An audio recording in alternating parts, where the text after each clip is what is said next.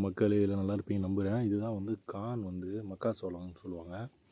இது எப்படி ரியாக்ட் ஆகுதுன்னா, இது மேல் இருக்கிறது மேல் பூவு. இது வந்து கீழே அந்த கான் வருது இல்லையா, அதோட இதழ்கள்.